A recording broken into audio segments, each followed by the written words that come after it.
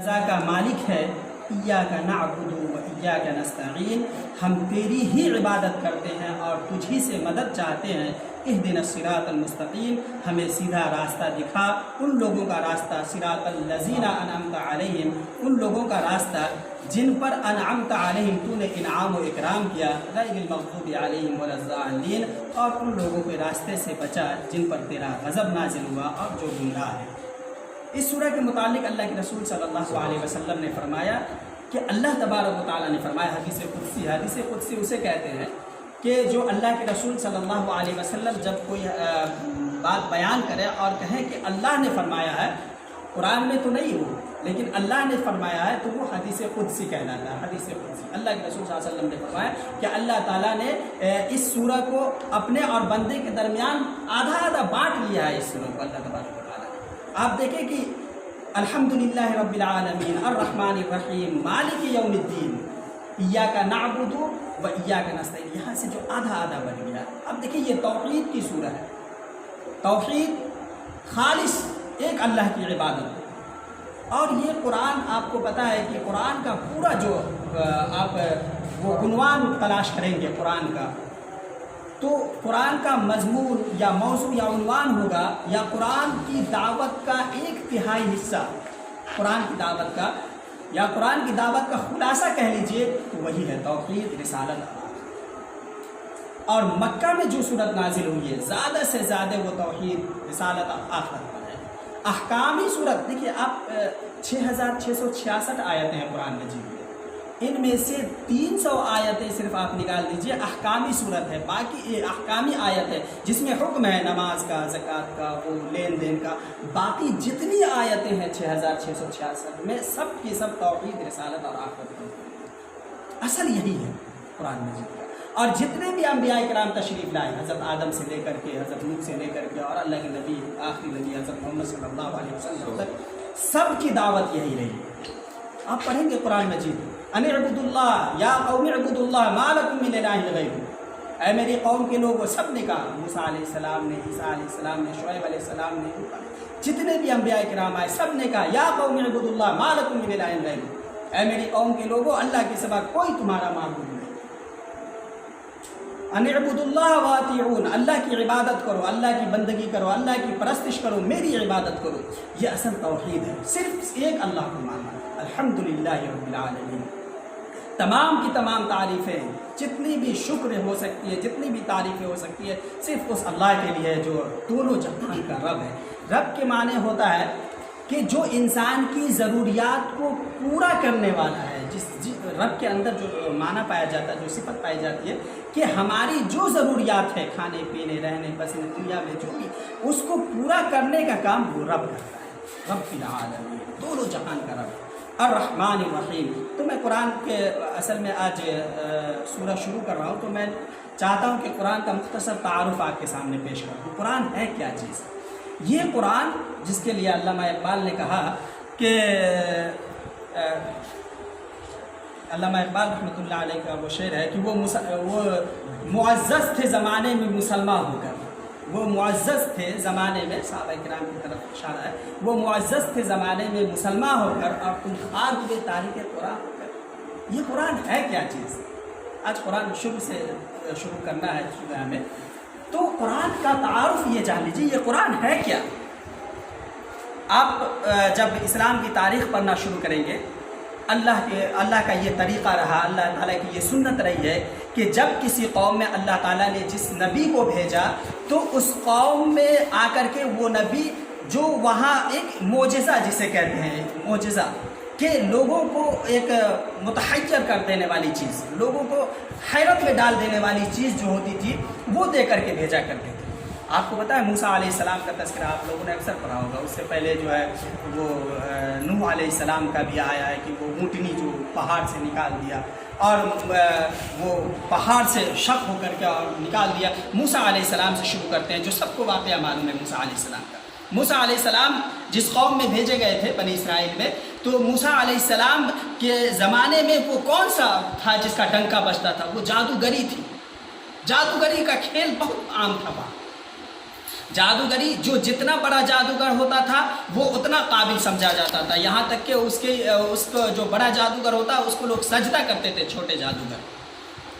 فرعون کے دربار میں یہی ہوا، موسیٰ علیہ السلام کو بلایا گیا ایک مرتبہ اور کہا کہ سارے جادوگروں کو ڈنکا ڈھول پٹوا کر کے بلایا۔ یہ اعجاز بتا رہے ہیں ہم قرآن مجید کا آپ کو کہ جس زمانے میں جس قوم میں جو نبی آتا وہ ایک معجزہ ایک اعجاز لے کر کے معجزہ لے کر کے آتے تھے، اور اللہ کے نبی صلی اللہ علیہ وسلم کا سب سے بڑا معجزہ قرآن مجید دل کی دنیا کیسے بدل دیا قرآن مجید نے، ہمارے اور آپ کے دل پہ اثر کیوں نہیں ڈال رہا ہے اس کی بھی بات میں کروں گا انشاءاللہ۔ لیکن یہ ہوتا ہے کہ موسیٰ علیہ السلام کے سامنے جب دربار میں پیش ہوئے، اللہ تعالیٰ نے کہا موسیٰ گھبرا مت، لاٹھی ڈال دے زمین پہ۔ جب سارے کے سارے جادوگر آئے، کھیل دکھانا شروع کیا، کسی نے رسی پھینکا، کسی نے کچھ پھینکا، سانپ بن گیا، یہ بڑا پورا موسیٰ علیہ السلام وہ میدان میں سارے لوگ جمع تھے، میلہ لگا ہوا تھا، کہا آج ٹیسٹ ہو جائے موسیٰ کا۔ بڑا کہتا ہے کہ ایک اللہ کی عبادت کرنا ہے، یہ سارے بتوں کو چھوڑنا ہے، فرعون کو جو ہے کہ خدائی کو جو ہے نا وہ تسلیم نہیں کرنا ہے۔ تو موسیٰ علیہ السلام سے اللہ تعالیٰ نے کہا کہ اپنی جو ایک لاٹھی تھی عصا اپنے عصا کو زمین پہ مارو۔ موسیٰ علیہ السلام نے عصا کو زمین پہ مارا، بڑا سا اژدہا بن گیا۔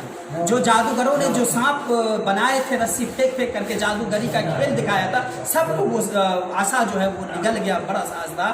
تو جادوگر جو تھے تو ان کو تو معلوم ہوتا ہے کہ یہ ہمارا جو جادو ہے یہ جادو کے فن میں سے نہیں آتا، یعنی جتنے جادوگر تھے سب نے تسلیم کر لیا کہ یہ موسیٰ نے جو عصا پھینکا اور وہ بڑا سا اژدہا اور سانپ بن گیا وہ کوئی جادوگری نہیں ہے، وہ سب نے تسلیم کر لیا جو جادوگر تھے اور موسیٰ علیہ السلام پر ایمان لائے۔ اس کے بعد فرعون نے وہاں کھیل کیا، انشاءاللہ تفسیر کی کتابوں میں سورہ بقرہ میں ہم پڑھیں گے آگے۔ لیکن کہنے کا یہ ہے کہ وہاں جادوگری کا فن چلتا تھا، تو موسیٰ علیہ السلام کو اللہ تبارک و تعالیٰ نے وہ معجزہ دیا کہ لاٹھی کو پھینکا تو سانپ بن گیا بڑا سا، اور سارے جادوگر کے سانپ کو نگل لیا، لاٹھی کو مارا تو دریا میں راستہ بن گیا، اسی طرح کا معجزہ۔ اور عیسیٰ علیہ السلام کا زمانہ جب آیا، اور آپ لوگ تاریخ جب پڑھیں گے ہسٹری، تو عیسیٰ علیہ السلام یہ فلسطین اور شام کے علاقے میں آئے تھے، اور وہ زمانہ تھا وہ جو بڑے بڑے سائنٹسٹ اور وہ دوا کو بنانے والے یونان طب کے ماہرین کا زمانہ تھا، بہت طب کے ماہرین کا زمانہ تھا، ڈاکٹری کا فن جسے آج کہہ لیجیے وہ زمانہ تھا۔ اللہ تبارک و تعالیٰ نے عیسیٰ علیہ السلام کو وہاں بھیجا، اور اللہ تعالیٰ نے عیسیٰ علیہ السلام کو وہ طاقت دی کہ کسی کو بیمار شخص کو پھونک مار دیتے وہ ٹھیک ہو جاتا۔ وہ جو پیدائشی اندھا ہوتا ہے جس کا علاج پیدائشی اندھے کا علاج نہیں کرتے ڈاکٹر، پیدائشی اندھا جو نابینا ماں کے پیٹ سے ہی پیدا ہوا ہو، جس کو آنکھ نہیں ہے، اللہ تبارک و تعالیٰ نے اتنا بڑا معجزہ دیا کہ آنکھ پہ ہاتھ پھیر دیتے تو عیسیٰ علیہ السلام تو وہ ٹھیک ہو جاتا، بینائی لوٹ آتی تھی۔ اللہ تعالیٰ نے مردہ کو زندہ کرنے کا فن دیا حضرت عیسیٰ علیہ السلام کو، تم باذن اللہ کہہ کر کے کسی خبر پہ مارتے وہ اٹھ کے کھڑا ہو جاتا، یہ فن دیا تھا۔ اور کسی کوڑھی کو آپ حضرت عیسیٰ علیہ السلام، وہ کوڑ جو پورے بدن میں برس کا مرض ہوتا ہے، اسے اگر ہاتھ پھیر دیتے وہ ٹھیک ہو جاتا تھا۔ وہ زمانے میں سارے لوگوں نے تسلیم کیا یہ کوئی جادوگری نہیں ہے۔ لیکن یہ قرآن کا نمبر آیا جب اللہ کے رسول صلی اللہ علیہ وسلم جب تشریف لائے، تو آپ کو پتہ ہے کہ اللہ کے رسول صلی اللہ علیہ وسلم مکے میں تشریف لائے، اور مکہ میں عرب آپ نے اکثر سنا ہوگا کہ عربوں کو سب سے زیادہ، عرب کا معنی یہی ہوتا ہے، عربوں کو سب سے زیادہ فخر تھا اپنی زبان دانی پہ، اپنی زبان پہ۔ وہ عرب میں سب سے یہ قابل شخص وہ جانا جاتا تھا جو سب سے بڑا شاعر ہوتا تھا، شعر و شاعری کہنے کا فن۔ اگر شوق جسے ہو جو مدرسے لائن سے کچھ عربی پڑھے ہو تو ان کو پتہ ہوگا کہ وہ بہت سے زمانے جاہلیت کے اشعار کی کتابیں ہمیں پڑھائی جاتی ہیں عربی مدارس میں قرآن کو سمجھنے کے لیے، یعنی ان کی زبان اتنی ٹکسالی زبان تھی، خالص زبان تھی کہ اللہ تبارک و تعالیٰ کو وہ زبان اتنی پسند آئی کہ اللہ نے اسی زبان میں قرآن نازل کیا۔ اور وہ زبان، وہ شاعری جو وہاں فن، کسی قوم میں جب کوئی شاعر پیدا ہوتا تھا، وہاں کسی قبیلے میں کسی خاندان میں شاعر پیدا ہوتا تو وہ پارٹی کرتے تھے، لوگوں کو بلا کے دعوت کرتے، اور ان کو اپنی زبان پہ اتنا فخر تھا، وہ عربی عجمی وہیں سے نکلا ہوا ہے۔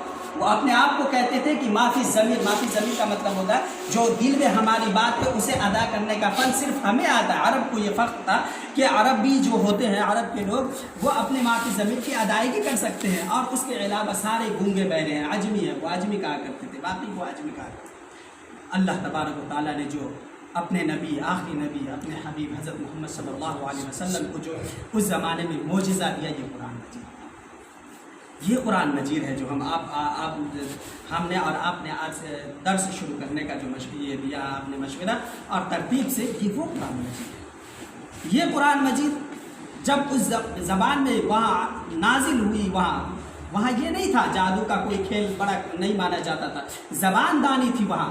جب یہ قرآن نازل ہونا شروع ہوا تو جو شاعر تھے بڑے بڑے، آپ کو پتہ ہوگا یہ خانہ کعبہ جو ہے، خانہ کعبہ پہ 7 شعراء کے شعر کو لکھ کر کے لٹکا دیا گیا تھا، سونے کے پانی سے لکھ کر کے لٹکا دیا گیا تھا، 7 معلقات اسے کہتے ہیں۔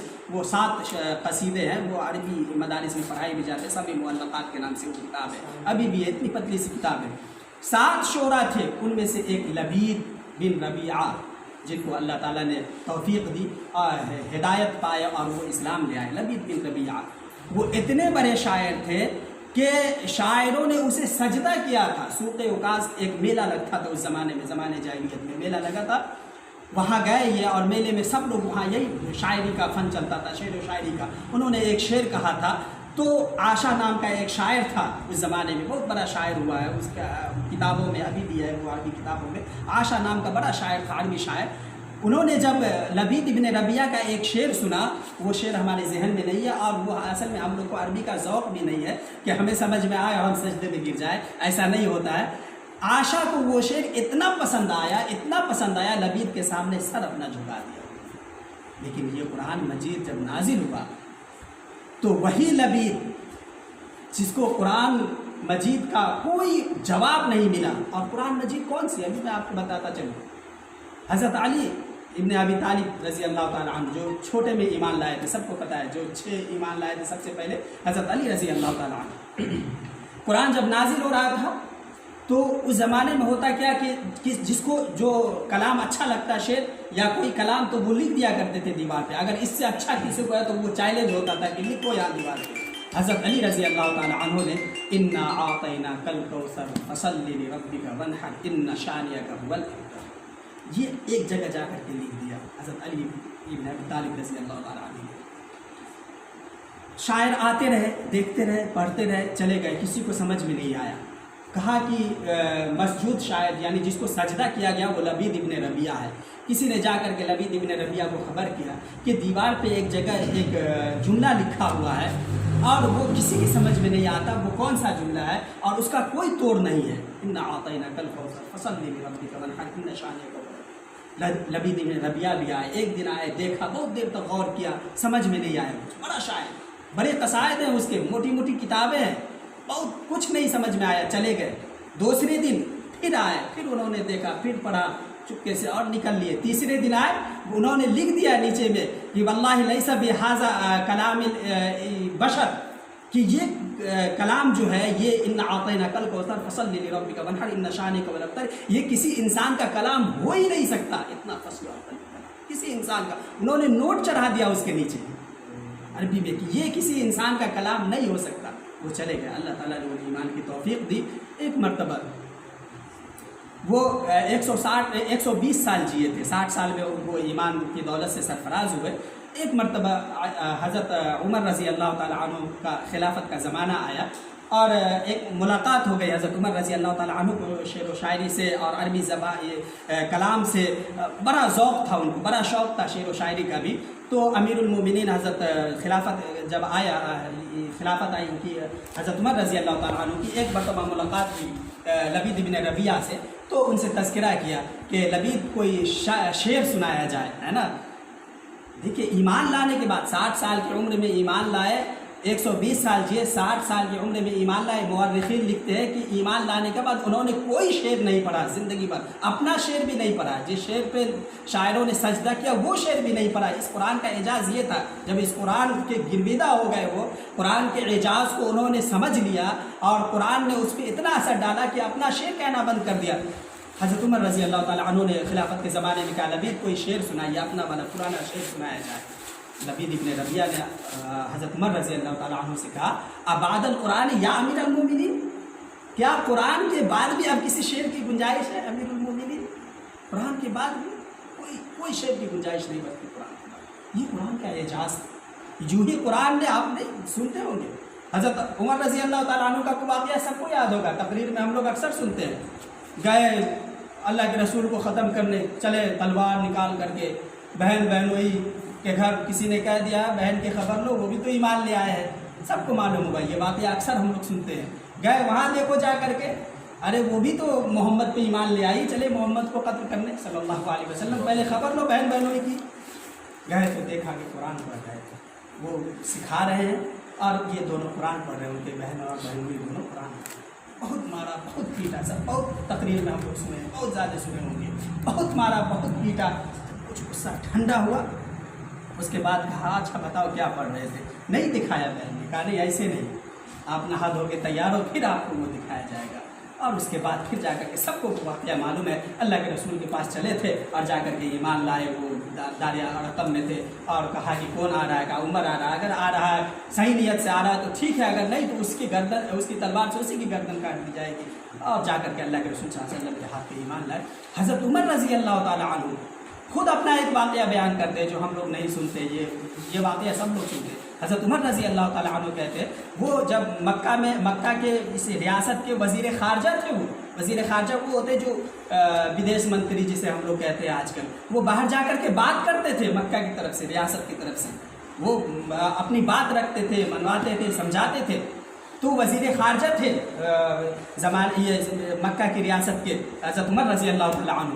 وہ بیان کرتے ہیں, بڑا شوق, بڑا ذوق تھا ان کو عربی زبان کا, عربی شعر کا. ایک مرتبہ وہ بتاتے ہیں کہ رات میں کہیں سے واپس آ رہے تھے اور آ رہے تھے اللہ کے رسول صلی اللہ علیہ وسلم خانہ کعبہ میں. اس وقت 1400 سال پہلے نہ کوئی لائٹ, نہ کوئی یہ اس طرح کا پورا تام جھام جو آج کل ہم لوگ موبائل میں دیکھ کر کے پتہ لگتا ہے کیا ہے خانہ کعبہ, کیا ہے مکہ. اس زمانے میں ایسا نہیں تھا. 1400 سال پہلے تصور کریں, خانہ کعبہ میں اللہ کے رسول صلی اللہ علیہ وسلم سورہ حاقہ کی تلاوت کر رہے ہیں. حضرت عمر خود اپنا واقعہ بیان کرتے ہیں کہ مجھے لگا قرآن کو سن کر کے, اس کے بعد وہ ایمان لانے والا واقعہ پیش آیا. حضرت عمر رضی اللہ تعالیٰ عنہ کہتے ہیں کہ مجھے لگا پہلی مرتبہ قرآن کو سن کر کے کہ میرا دل سینے سے نکل کر کے پھٹ جائے گا, ایسا لگا. وہ واقعہ یوں بیان کرتا ہے حضرت عمر رضی اللہ تعالیٰ عنہ کہ ایک مرتبہ کہیں سے واپس آ رہے تھے, شام ہو گئی, رات ہو گئی تھی, اور خانہ کعبہ میں اللہ کے رسول صلی اللہ علیہ وسلم سورہ حاقہ کی تلاوت کر رہے تھے. اگر سورہ حاقہ کسی کو یاد ہو تو پڑھنے میں بڑا اچھا لگتا ہے, سمجھ میں نہ آئے ہم لوگوں کو لیکن پڑھنے میں بڑا اچھا لگے گا. نماز میں آپ سنیں گے تو بھی بڑا اچھا لگے گا, کوئی اچھے تجوید کے ساتھ, قرأت کے ساتھ, کوئی حافظ صاحب قاری صاحب پڑھے الحاقۃ ما الحاقۃ وما ادراک ما الحاقۃ, بڑا اچھا لگے گا. حضرت عمر رضی اللہ تعالیٰ عنہ بتاتے ہیں کہ سورہ حاقہ کی تلاوت ہو رہی تھی. حضرت عمر رضی اللہ تعالیٰ عنہ اتنے بڑے سردار تھے اور وہ چھپ کر کے, وہ جو غلاف لگا ہوا ہے خانہ کعبہ میں, چھپ کر کے سننا شروع کیے. دن میں کھلا سن نہیں سکتے تھے, پہلی دفعہ قرآن سننے کا موقع ملا, وہ بھی اللہ کے رسول صلی اللہ علیہ وسلم. اندھیری رات ہو رہی تھی اور اللہ کے رسول سے سورہ حاقہ کی تلاوت ہو رہی تھی. کیا منظر رہا ہوگا یہ ہم اور آپ اندازہ نہیں لگا سکتے. حضرت عمر رضی اللہ تعالیٰ عنہ کہتے ہیں وہ اپنا تجزیہ بیان کرتے ہیں, مجھے لگا کہ میرا دل نکل کر کے پھٹ جائے گا. حضرت عمر رضی اللہ تعالیٰ عنہ نے کہا وہ سنتے رہے اور سنتے جب دل میں رہا نہیں گیا, برداشت سے باہر ہو گیا, تو انہوں نے کہا کہ یہ لگتا ہے کسی شاعر کا کلام ہے, یہ کوئی شاعر ہی ایسا کہہ سکتا ہے, کسی شاعر کا کلام ہے. اللہ کے رسول صلی اللہ علیہ وسلم کی زبان سے اسی وقت نکلا وما هو بقول شاعر قلیلا ما تؤمنون. جب ان کے دل میں خیال آیا کہ یہ کسی شاعر کا کلام ہو سکتا ہے, تو اللہ کے رسول کے جب اسی سورہ میں وما هو بقول شاعر قلیلا ما تؤمنون, یہ کسی شاعر کا کلام نہیں ہے, تم ایمان نہیں لاتے. اس کے بعد پھر حضرت عمر رضی اللہ تعالیٰ عنہ نے کہا یہ شاعر کا کلام نہیں, تو ضرور قائل کا کلام ہوگا, کسی کاہن کا کلام ہوگا. پھر اللہ کے رسول کی زبان سے نکلا, رسالت مآب صلی اللہ علیہ وسلم کی زبان سے وما هو بقول کاہن قلیلا ما تذکرون, یہ کسی کاہن کا بھی کلام نہیں ہے, تم تو یاد دہانی حاصل نہیں کرتے. اس کے بعد کہا جب یہ کسی شاعر کا کلام نہیں, کسی کاہن کا کلام نہیں, تو کس کا کلام ہو سکتا ہے ایسا کہ میرا دل سینے سے نکل کے پھٹنے کو تیار ہے. اللہ تبارک و تعالیٰ نے حضرت اللہ کے نبی صلی اللہ علیہ وسلم کی زبان سے تنزیل من رب العالمین, یہ تو دونوں جہاں کے رب کی جانب سے نازل کردہ کلام. اس کے بعد کسی طرح دل کو سمجھاتے ہوئے وہاں سے آئے حضرت عمر رضی اللہ تعالیٰ عنہ, اور وہ جو واقعہ میں نے پہلے بیان کیا تھا وہ اسی کشمکش میں کہ پوری ہم جیسا سخت, یعنی وہ بہت سخت انسان تھے حضرت عمر رضی اللہ تعالیٰ عنہ. آپ کو پتہ ہوگا جلالی صحابہ کہا جاتا ہے, जलाली साहबा में कहा हम जैसे सख्त इंसान पे ये कुरान इतना असर डाल सकता है तो सारे मक्का के लोगों को पे ये क्या असर डालेगा। उसी गुस्से में वो चले थे कि चलो मोहम्मद का ही खात्मा कर दे। उसके बाद वो वाक़या पेश आया था। तो ये वो कलाम है, ये कलाम वो कलाम है कि जो जिन्होंने सहाबा किराम को, देखिए आप कैसे सहाबा किराम सुनते थे और बस इसी के पीछे लग जाते थे। जो अच्छा आपको मैं बताता चलूँ, ये कुरान मजीद हमें और आपको पूरे मुनज़्ज़ल सूरत में मिला है अल्हम्दुलिल्लाह से। अभी हम लोगों ने कहा कि तरतीब से शुरू करें, अल्हम्दुलिल्लाह से शुरू करें और वहाँ जाके ख़त्म हो। उस ज़माने में ऐसा नहीं था। आयतें नाजिल होती थी कुरान मजीद की, अल्लाह के रसूल सल्लल्लाहु अलैहि वसल्लम लिखवा देते थे और जो आता था सहाबा किराम उसी पे अमल करना शुरू। हमारे और आपके पास पूरा कुरान मौजूद है। हमने इसकी कितनी कदर की, हमने इसको कितना समझा, इस पर कितना वक्त हम लोगों ने सर्व किया इसको पढ़ने के लिए, इसको समझने के लिए। कोई नहीं इसके साथ नाइंसाफ़ी। और आप याद रखें ये कुरान मजीद यूं ही हमको आपको नहीं छोड़ देगा। ये कुरान मजीद हश्र के मैदान में हमारा और आपका गला ये गरीबान पकड़ करके अल्लाह के दरबार में फरियाद करेगा, या कौम इत्तखज़ू हाज़ल कुरान महजूरा। कुरान में है वो 19वें पारे के शुरू में। ये कुरान यूं ही नहीं छोड़ेगा, फरियाद करेगा, खड़ा हो जाएगा कि अल्लाह ये कुरान को इन्होंने पढ़ा ही नहीं, ज़िंदगी में समझने की कोशिश नहीं की, इसको समझने की कोशिश नहीं की, इसको पढ़ने की कोशिश नहीं की। ये ना सोचे कि हमारे नसीब में नहीं था मदरसा में पढ़ना, हमारे नसीब में नहीं था, तकदीर में नहीं था, ये नहीं चलता। आपने समझने की कितना कोशिश की, इसे समझे या नहीं समझे।